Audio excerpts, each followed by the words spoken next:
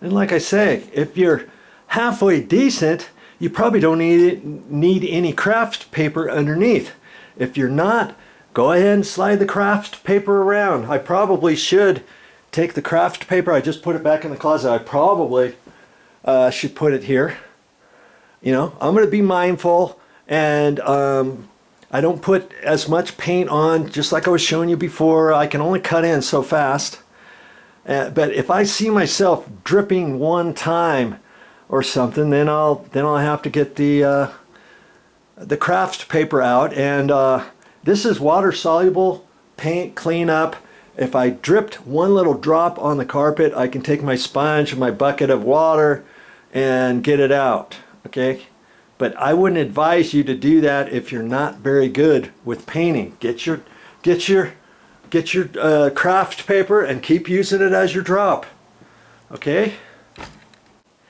Now what I do when I cut in, I just start in one wall and then just start working around. I could start from left to right, right to left, whatever. But I was gonna just do the inside corner. Instead of moving this, I'll just get the edge of this and I'll reach over as far as I can with that and just do a little bit of that. And then pretty soon you're forgetting where you stopped, you're forgetting where you started and stuff.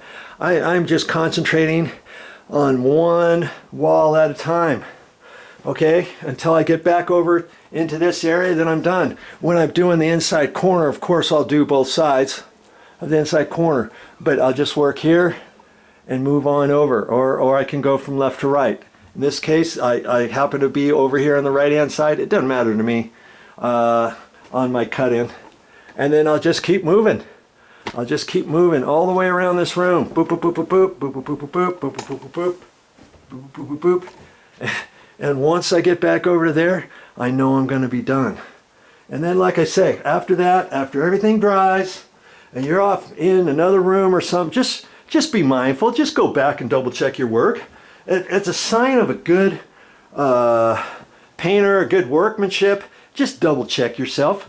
You can be an average Joe, and chances are you're going to miss a little bit here, a little bit there, or you might get a little bit of paint on a door frame that you need to wipe off with some water and a sponge, or whatever, you know, after the paint dries, whatever. I know you can do it. Just be mindful.